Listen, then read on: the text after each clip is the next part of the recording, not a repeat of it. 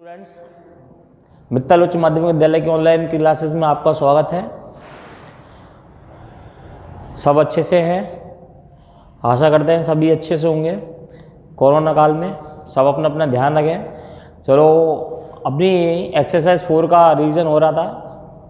मैं आपको बता देता हूं कि आप अपने तरफ से अच्छे से तैयारी करें, अपना रिवीजन करें, क्योंकि इस साल एग्ज़ाम ज़रूर होगी। ये नहीं सोचे कि इस साल भी प्रमोट कर दिया जाएगा, कोई प्रमोट नहीं होगा। इस साल भी आपकी बोर्ड की क्लासेस होगी, क्योंकि आपने देखा होगा कि सूचना आ चुकी है कि 8वीं की भी बोर्ड इस बार होगी। जब 8वीं की होगी तो नेसेसरी 10वीं की तो होगी। तो आप अपनी तरफ से तैयारी करें, कोई कमी नहीं छोड़े। हम एक्सरसाइज 4 का रिवीजन कर रहे थे, द्विघात समीकरण का। इसमें फर्स्ट में आपको मैंने बता दिया था कि इसमें से 5 नंबर के क्वेश्चन पूछे जाएंगे, जिसमें से 3 क्वेश्चन तो 1-1 नंबर के पूछा जाएगा और 1 क्वेश्चन 2 नंबर का पूछा जाएगा। 1-1 नंबर के क्वेश्चन में क्या क्या पूछा जा सकता है वो मैंने आपको बताया था कि कोई भी दे देगा ऑप्शन और पूछा जाएगा उसमें से द्विघात समीकरण है या नहीं है। इस तरह के क्वेश्चन है कि आपको 4 ऑप्शन दे देंगे, 4 ऑप्शन में से आपको ये बताना है द्विघात समीकरण है या नहीं। तो द्विघात समीकरण क्या होती है, क्या इसका मानक रूप है, किस तरह से देखते हैं द्विघात समीकरण है या नहीं है, इस तरह का सब कुछ मैंने पार्ट 1 में बता दिया है। तो आप पार्ट 1 देखें और कोई भी दिक्कत हो तो आप मेरे को व्हाट्सअप करके कमेंट करें। आज हम चलेंगे द्विघात समीकरण को हल करने की विधियाँ, यानी कि किन किन विधियों की सहायता से हम द्विघात समीकरण को हल कर सकते हैं, उन विधियों का चर्चा करेंगे। आज उनका रिवीजन करेंगे एक एक एग्जाम्पल के माध्यम से। तो सबसे पहले द्विघात समीकरण को हल करने की विधियाँ। आज का हमारा टॉपिक है द्विघात समीकरण को हल करने की विधि।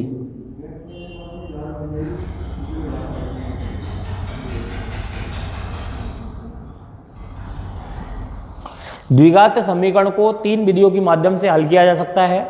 एक तो है आपकी गुणनखंड विधि, एक है आपकी पूर्ण वर्ग बनाकर विधि, और तीसरी विधि है द्विघाती सूत्र विधि। किसी की विधि की सहायता से हम द्विघात समीकरण को हल किया जा सकता है। आपको ये ध्यान रखना है, पेपर में जिस भी विधि से आपसे सवाल पूछा जाए कि इसको गुणनखंड विधि से हल कीजिए, तो आपको वहाँ पर गुणनखंड विधि का प्रयोग करना है। आपसे कहा जाए द्विघाती सूत्र या श्रीधर आचार्य विधि का आप प्रयोग कीजिए, तो आपको उस विधि का प्रयोग करना है। और अदरवाइज अगर विधि का नाम नहीं देता है, सिर्फ ये कहता है कि निम्न द्विघात समीकरण को हल कीजिए, तो आप किसी भी विधि का प्रयोग कर सकते हैं। यहाँ पर हम तीनों विधियों को एक एक करके देखेंगे। तो नंबर सबसे पहले फर्स्ट जो विधि है वो है आपकी गुणनखंड विधि। गुणनखंड विधि है आपकी फर्स्ट।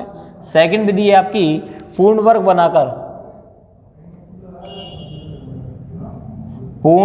बनाकर। और आपकी तीसरी जो विधि है वो है आपकी द्विघाती सूत्र विधि। ये द्विघात समीकरण को हल करने की 3 विधियां हैं। सबसे पहली विधि है हमारी गुणनखंड विधि। तो इसमें कैसे करते हैं तो उसको समझे। गुणनखंड विधि,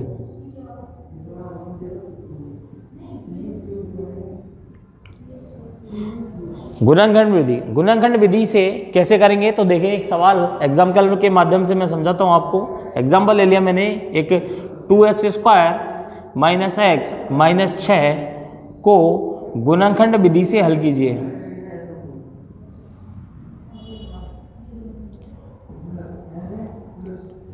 दो एक्स स्क्वायर - x - 6 = 0 लगेगा। द्विघात समीकरण तभी होगी, अगर 0 नहीं लगाएंगे तो ये बहुपद हो जाएगा, द्विघाती बहुपद। तो 2x² - x - 6 = 0 को गुणनखंड विधि से हल करना है। तो कैसे करेंगे अब इसको हम सॉल्व। सबसे पहले तो आपको क्या करना है कि जो भी समीकरण दे रखी है उसको द्विघात समीकरण के मानक रूप में लिखना है। द्विघात समीकरण का मानक रूप आपको पहले बता दिया था। आप जानते हो कि द्विघात समीकरण का जो मानक रूप होता है वो होता है आपका ax² + bx + c = 0। क्या होता है? ax² + bx + c = 0, जहां a ≠ 0। a का मान 0 के बराबर नहीं होना चाहिए। x² का गुणांक 0 के बराबर नहीं होना चाहिए। ये द्विघात समीकरण का मानक रूप है। तो सबसे पहले जो भी द्विघात समीकरण दे रखे आपको उसको मानक रूप में लिखना है। तो सबसे पहले हम यहाँ पर देखें तो ये जो समीकरण लिखी हुई है, दी हुई है हमें, वो मानक रूप में है 2x² - x - 6 = 0 लिखी हुई है मानक रूप में। यहाँ पर x का कोई गुणांक नहीं है तो यहाँ पर मैं 1 लिख सकता हूँ।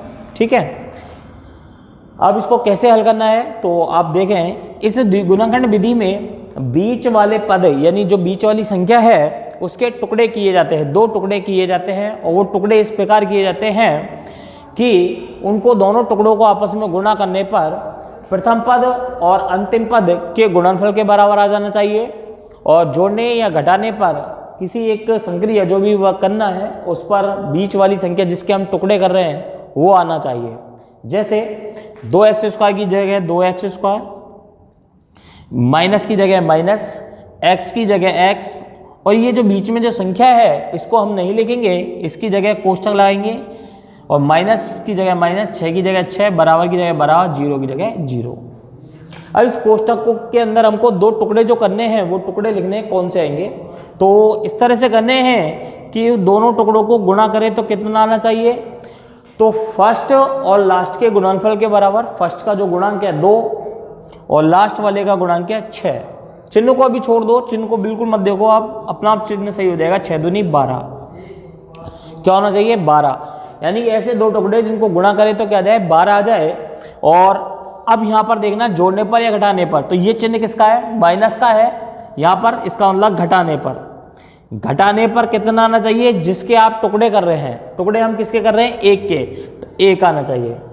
अब ऐसी 2 संख्या या ऐसे 2 टुकड़े हम देखेंगे, ऐसी 2 संख्या कौन कौन सी है जिनको आपस में गुणा करें तो 12 आ जाए और घटाए तो 1 आ जाए। तो आप ये देखो सबसे पहले कि 12 किस किस के पाड़े में आता है, तो हम देखते हैं, तो 1 का पाड़ा बोलते हैं तो 12 आ जाएगा, 12 एकम 12। 2 के पाड़े में 12 आता है, 2 छक्की 12। 3 के पाड़े में 12 आता है, 3 चौक 12, आता है नहीं आता। तो इस तरह से 12 सब ही पाड़े में आ रहे हैं। अब यहाँ पर देखो दोनों को अगर मैं घटाता हूँ तो 12 में से घटेंगे 11, जबकि मुझे 1 चाहिए घटाने पर। अगर मैं ये वाले टुकड़े लेता हूँ तो गुणा करने पर तो 12 आ रहा है, लेकिन घटाने पर 4 आ रहा है, इस कारण ये भी टुकड़े नहीं होगा। ये वाला टुकड़ा लेते हैं, 4 × 3 = 12, गुणा करने पर 12 आ रहा है, और 4 में से 3 घटा देंगे तो 1 आ जाएगा। तो हमारा जो टुकड़ा होगा यहाँ पर वो क्या होंगे 4 और 3। तो बड़े वाले टुकड़े को पहले लिखना है 4 - 3, 4 में से 3 घटा देंगे तो माइनस लगाएंगे, और जोड़ना होता तो प्लस लगा देते हैं। तो 4 - 3, ध्यान रखना बड़े वाले टुकड़े को आपको पहले लिखना है।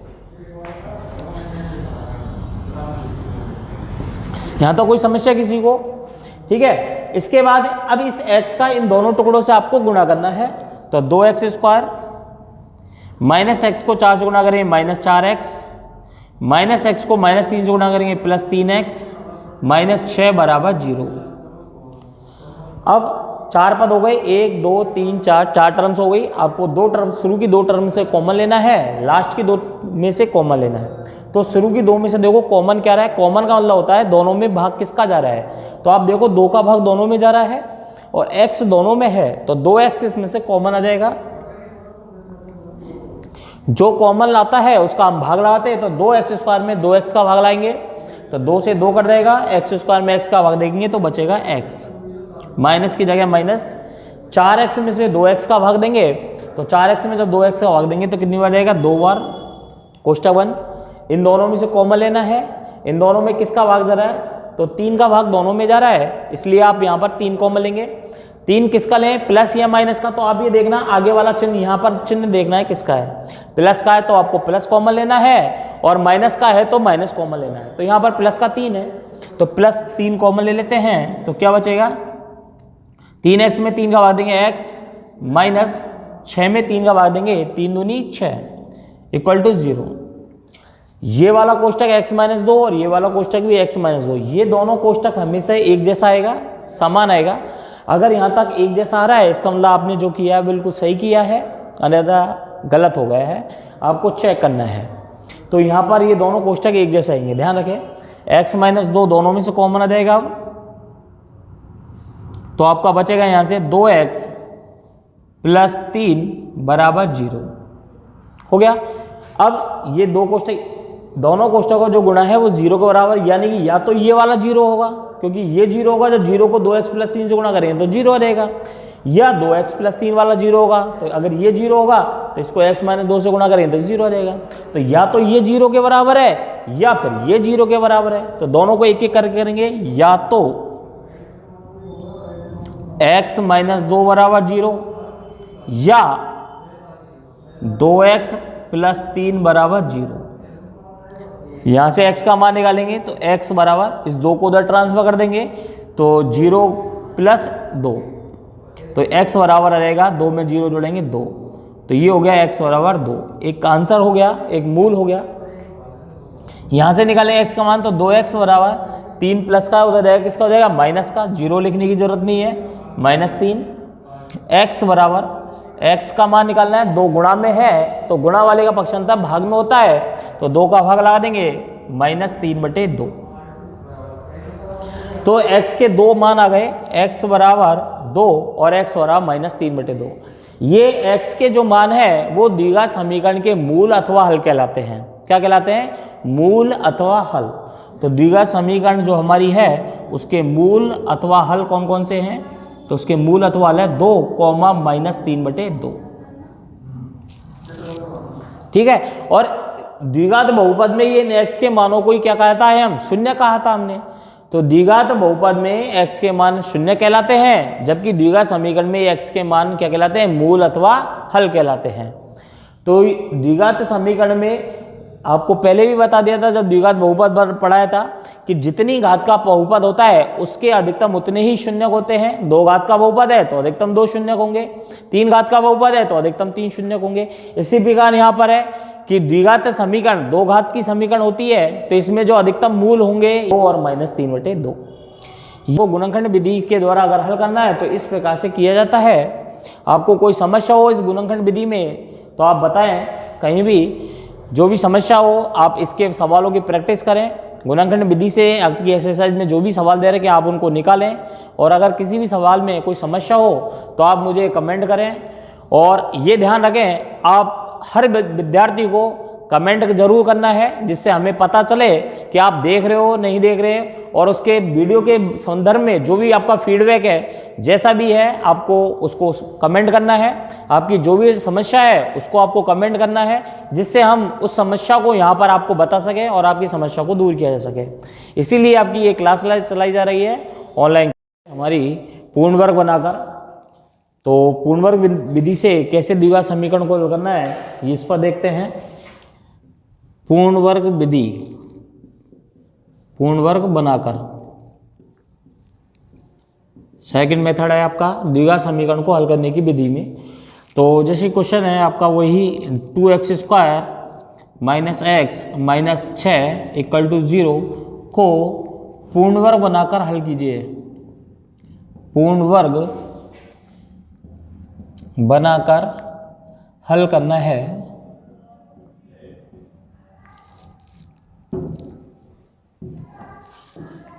2x² -x -6 = 0, इसको पूर्ण वर्ग विधि के द्वारा हल करना है। इससे पहले हमने पढ़ी थी द्विघात समीकरण को गुणनखंड विधि से हल करना, और अब पढ़ेंगे हम पूर्ण वर्ग विधि से कैसे करना है हल। तो पूर्ण वर्ग विधि के थोड़े से स्टेप है, आपको उन स्टेपों को ध्यान में रखना है और उस स्टेपों की सहायता से इस द्विघात समीकरण को हल करना है। तो क्या क्या स्टेप है? तो इसका पूर्ण वर्ग विधि का सबसे पहला स्टेप है कि x वाले पदों को आपको बाएं पक्ष में रखना है और x रहित जो भी पद हैं उनको दाएं पक्ष में पक्षांतरण करना है। ये दोनों जो पद हैं आपके x वाले हैं और ये x रहित पद है। x वाले पदों को आपको बाएं पक्ष में और x रहित पद को दाएं पक्ष में पक्षांतरण करना है। ये पहला स्टेप है हमारा। तो करेंगे हम इसको, x वाले पदों को बाएं पक्ष में रहने देंगे और ये x रहित जो पद है -6 इसको उधर पक्षांतरण कर देंगे। तो आप जानते हो माइनस का क्या हो जाएगा, प्लस का 6 हो जाएगा। इसके बाद अगला स्टेप है कि x² के गुणांक का प्रत्येक पद में भाग दे। पहला स्टेप तो आपका कौन सा हो गया, x वाले पदों को बाएं पक्ष में और x रहित पदों को दाएं पक्ष में। दूसरे स्टेप है आपका x² के गुणांक का प्रत्येक पद में भाग देना है। x² का गुणांक यहाँ पर है 2, तो 2 का प्रत्येक पद में भाग दे देंगे। तो यहाँ पर लिख देंगे 2 का प्रत्येक पद में भाग देने पर 2 का प्रत्येक पद में भाग देने पर आप चाहो तो ये से लिख दो, चाहे ये लिख दो, x² का गुणांक का प्रत्येक पद में भाग देने पर, कुछ भी लिख सकते हैं इन दोनों में से। तो 2 का भाग देंगे प्रत्येक पद में, तो 2x² बटे 2 माइनस x बटे 2 बराबर 6/2। 2 का प्रत्येक पद में भाग दे रहे हैं, 2 से 2 कट जाएगा, बचेगा x² माइनस ये यूं की तो ही रहेगा x बटे 2 बराबर 6 में 2 का भाग देंगे 3। ये अपनी दूसरी स्टेप कंप्लीट हो गई।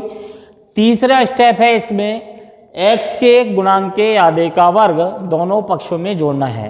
किसको जोड़ना है? तीसरे स्टेप में है x के गुणांक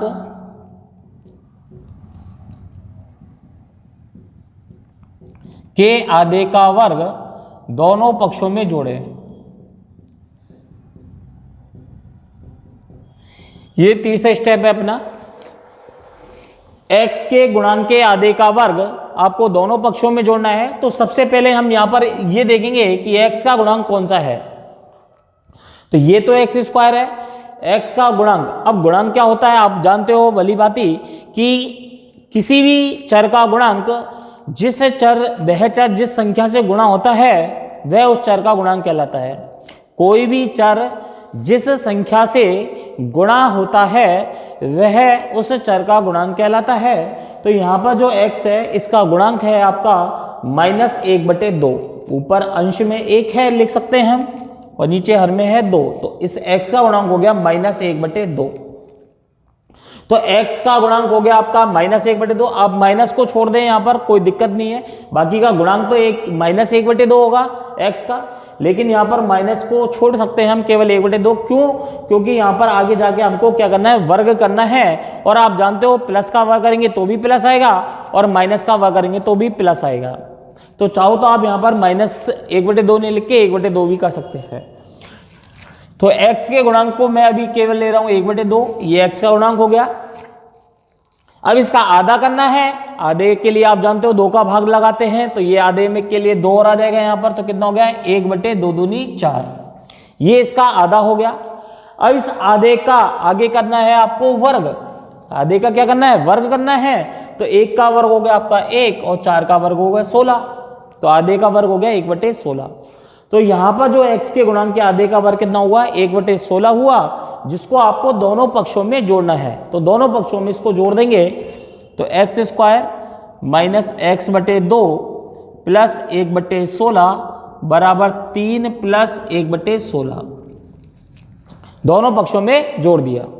जोड़ने के बाद क्या करना है आपको, ये दाएं पक्ष को हल करना है। x² माइनस x/2 प्लस 1/16 बराबर दाएं पक्ष को हल करेंगे, इसका एलसीएम लेंगे, कितना आएगा 16। 1 का भाग देंगे 16 में 16 बार, 16 को 3 जोड़ना 16 3 48 प्लस 16 में 16 का भाग देंगे 1 बार, 1 को 1 से गुणा करें 1। तो आपकी x² माइनस x/2 प्लस 1/16 बराबर 48 और 1 हो गया 49/16। दाएं पक्ष को हल कर लिया। तो ये आपकी 3 स्टेप कंप्लीट हो गई। पहली स्टेप थी x वाले पदों को बाएं पक्ष में, x रहित पदों को दाएं पक्ष में पक्षांतर करना है। दूसरे स्टेप में आपको क्या करना है, x² के गुणांक का प्रत्येक पद में भाग लगाना है। जैसे कि मैंने x² गुणांक 2 था तो 2 का प्रत्येक पद में भाग लगाया था। तीसरे स्टेप में आपको क्या करना है कि x के गुणांक के आधे का वर्ग दोनों पक्षों में जोड़ना है और दाएं पक्ष को हल करना है। इसके बाद अगला स्टेप इसका है चौथा स्टेप। चौथे स्टेप में आपको क्या करना है, दोनों पक्षों को पूर्ण वर्ग बनाना है। दोनों पक्षों को क्या बनाना है, पूर्ण वर्ग, क्योंकि हमारी विधि ही है पूर्ण वर्ग बनाकर, तो पूर्ण वर्ग बनाना है दोनों पक्षों का। अब दोनों पक्षों का पूर्ण वर्ग कैसे बनाना है वो देखें, आप समझे उसको। तो इस पक्ष वाले का वर्गमूल लगाना है। इस पक्ष में 3 पद है, 3 पद वाले का इसका पूर्ण वर्ग बनाना है। तो कैसे बनाना है आपको, पहले पद का आपको वर्गमूल लेना है। x² का वर्गमूल हो गया आपका x। जो मैं तरीका बता रहा हूँ उस तरीके से आप बनाओगे, बड़ा आसान रहेगा। x² का वर्गमूल ले लिया x। इसके बाद बीच वाले का आपका चिन्ह लेना है। बीच वाले पद, पहले पद का वर्गमूल लेना है। बीच वाला पद यानी जो दूसरा पद है उसमें से केवल आपको चिन्ह लेना है। वो प्लस है तो प्लस और माइनस है तो माइनस। यहाँ माइनस का है तो ये माइनस। और फिर तीसरा जो पद है उसका भी वर्गमूल लेना है। तो 1 का वर्गमूल 1 और 16 का वर्गमूल हो गया 4, और कोष्टक पर लिखकर घात 2 लगा देंगे इस पर। तो ये इधर के पक्ष का पूर्ण वर्ग बन जाएगा। दोबारा समझे, पहले पद का वर्गमूल लेना है, एक्स स्क्वायर का वर्गमूल हो गया एक्स, बीच वाले पद का आपको सिर्फ चिन्ह लेना है तो ये माइनस, और लास्ट वाला जो तीसरा पद है 1/16 इसका वर्गमूल लेना है, 1 का वर्गमूल 1 और 16 का वर्गमूल 4, और कोष्टक लगाकर घात 2 लगा दी। अब यहाँ पर सूत्र लगाएंगे a माइनस बी का होल स्क्वायर से इसको खोलेंगे तो ये तीनों टर्म्स आ जाएंगे। इसके बाद बराबर, अब इधर वाले पक्ष का पूर्ण वर्ग बनाना है तो गुणनचास का वर्गमूल हो गया 7 और 16 का वर्गमूल हो गया 4, और इसको कोष्टक पर लगाकर घात 2, ये बन गए दोनों पक्षों का पूर्ण वर्ग, गुणनचास का 7 और 16 का 4। ठीक है, ये चौथा स्टेप है। अगला स्टेप इसके बाद है पांचवा, कि प्रत्येक पक्ष का आपको वर्गमूल लेना है, दोनों पक्षों का आपको क्या लेना है, वर्गमूल। तो वर्गमूल लेंगे हम यहां पर, वर्गमूल लेने पर, और वर्गमूल लेंगे तो ये स्क्वायर हट जाएगा, आपका रह जाएगा x माइनस 1/4 बराबर प्लस माइनस 7/4। दाएं पक्ष का वर्गमूल आपको दोनों चिन्हों पर लेना है, प्लस और माइनस पर। प्रत्येक पक्ष का वर्गमूल लें और दाएं पक्ष का वर्गमूल दोनों चिन्हों पर लेना है, प्लस पर भी और माइनस पर भी। ठीक है, अब x का मान निकालना है तो इस x के मान को निकालने के लिए इस माइनस 1/4 को उधर पक्ष अंदर कर देंगे तो x बराबर क्या हो जाएगा आपका, प्लस माइनस 7/4, माइनस का 1/4 उधर जाएगा प्लस का 1/4।